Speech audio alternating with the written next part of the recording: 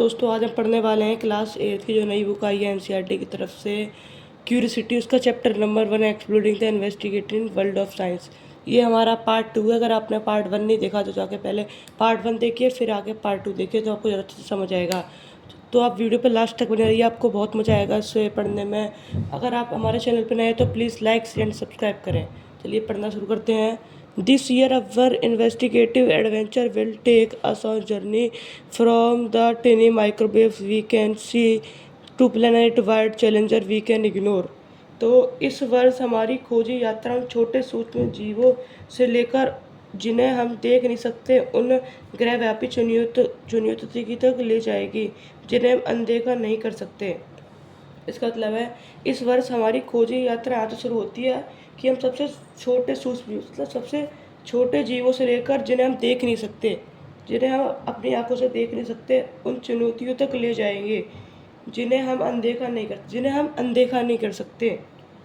हम पानी की एक बूंद जैसी छोटी चीज़ों की जांच से शुरुआत करेंगे और सूक्ष्म जीवों की एक छिपी हुई दुनिया को उजागर करेंगे।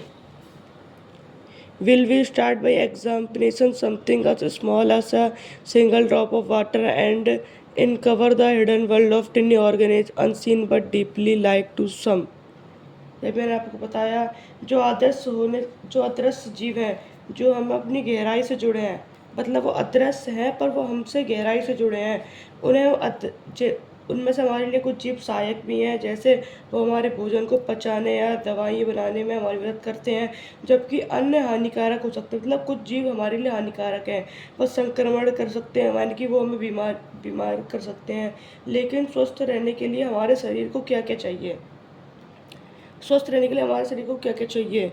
ये मैंने आपको बताया। Some of these invisible helper they digest our food product medicine while other can harmful cause infection. मतलब कुछ जीव जो इनविजुअल होकर भी हमारी मदद करते हैं, जैसे हमारे फूड को डाइजेस्ट करते हैं, हमारे फूड से मेडिसिन बनाते हैं, और कुछ हार्मफुल होते हैं जो हमें इन्फेक्शन पैदा कर सकते हैं। चलिए, लेकिन but what does your body need to stay healthy? How do we fit these infections? We find out how nutrients, food, exercise, medicines and vaccines help to stay healthy and fight infections। लेकिन स्वस्थ रहने के लिए हमारे शरीर को क्या चाहिए? हम इन संक्रमणों को कैसे लड़ सकते हैं, मतलब हम इन बीमारियों से कैसे लड़ सकते हैं?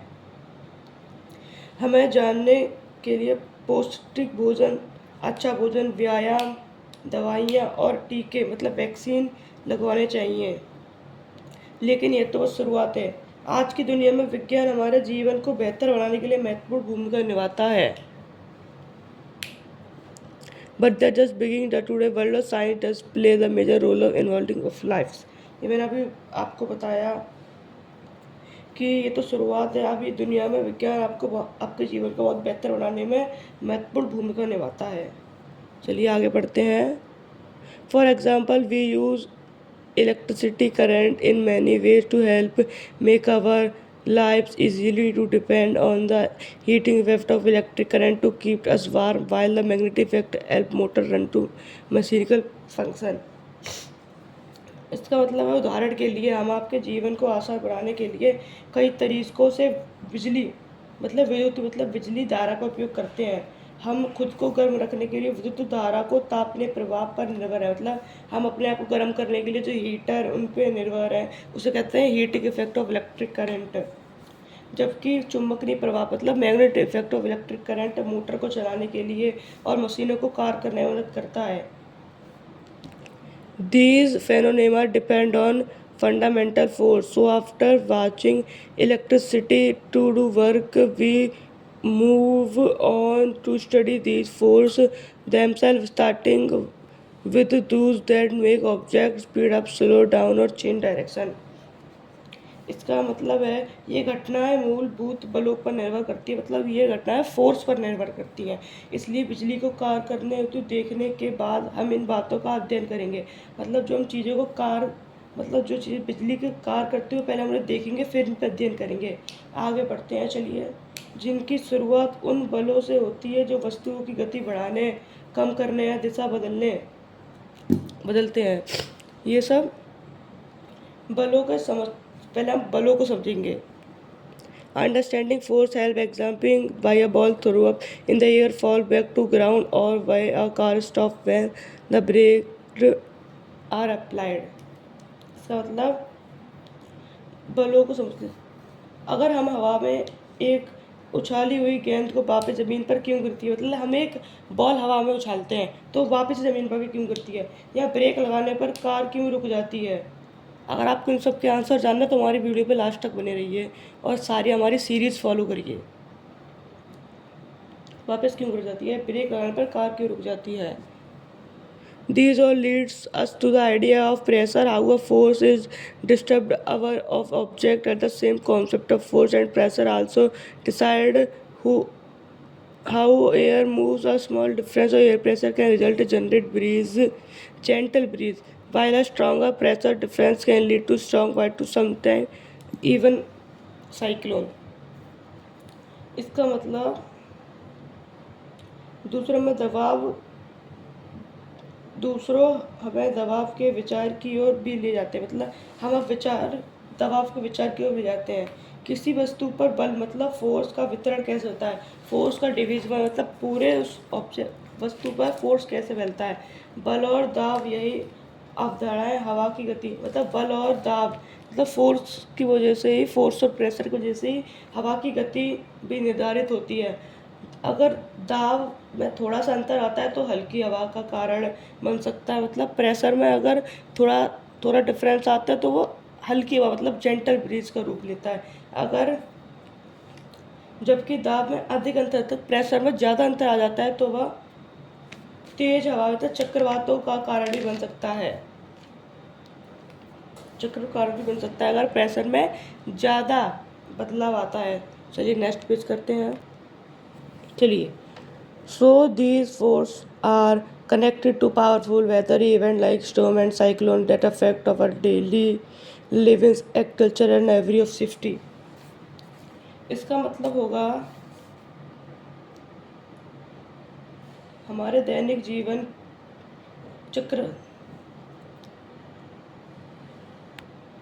इसीलिए ये शक्तियाँ तूफान और चक्रवातों जैसी शक्तिशाली मौसम संबंधी घटनाएं से जुड़ी हैं जो हमारे दैनिक जीवन, कृषि और यहाँ तक कि हमारी सुरक्षा भी प्रभावित करती हैं।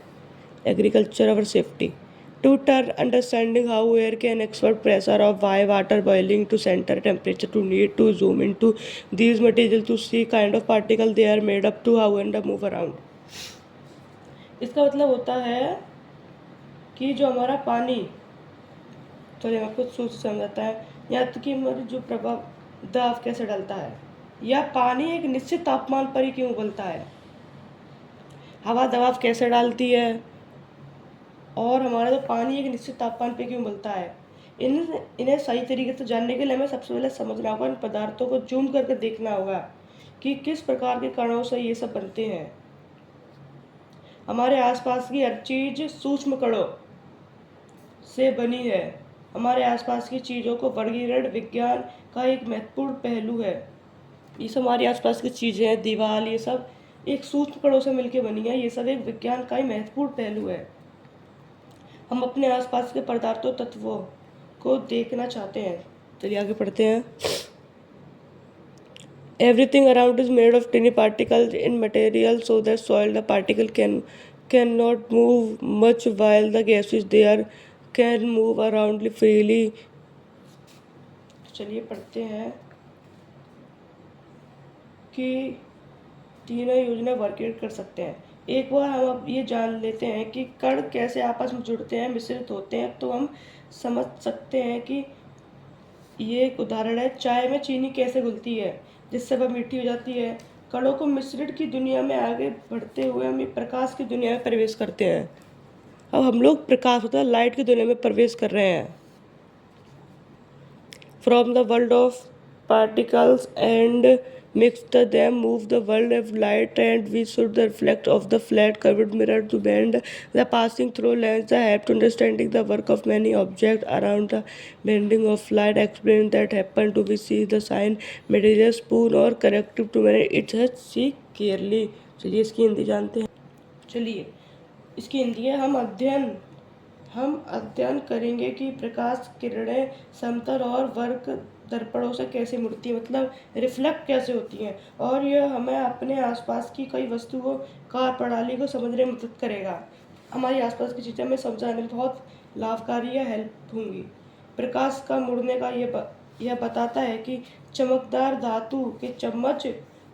धातु से ये प्रतिबिंब मतलब रिफ्लेक्ट होती है। चम्मच में प्रतिबिंब क्यों दिखाई देता है? चम्मच से रिफ्लेक्ट क्यों होता है? चश्मे की मदद से हम में से कई लोग स्पष्ट रूप से कैसे देख पाते हैं? केवल पॉलिश किया हुआ दर्पण भी प्रकाश को परावर्तित मतलब प्रकाश को रिफ्लेक्ट नहीं करता, बल्कि खुरदरी सदैव भी प्रकाश को परावर्तित करती है, और चंद्रमा भी ऐसा करता है। पृथ्वी चंद्रमा का थोड़ा अलग हिस्सा हर रात, मतलब जो चंद्रमा होता है वो अपना रूप हर रात बदलता है, मतलब उसका शेप हर रात बदलता है।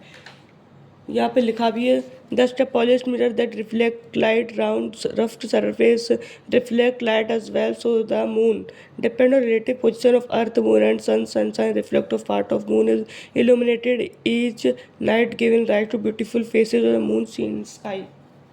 मैंने बताया था कि ये हर रात अपना फेस बदलता है, प्रकाशित होता है, मतलब जिससे आकाश में चंद्रमा के सुंदर चरण दिखाई देते हैं।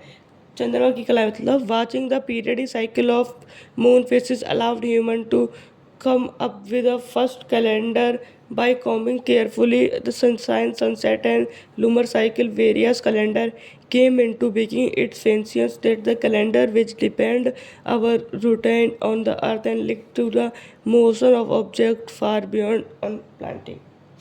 मतलब चंद्रमा की कला मतलब चंद्रमा के फेसेस अवितर चक्रों में अवलोकन करते हैं कि इसी से मनुष्य ने अपना पहला कैलेंडर बनाया है।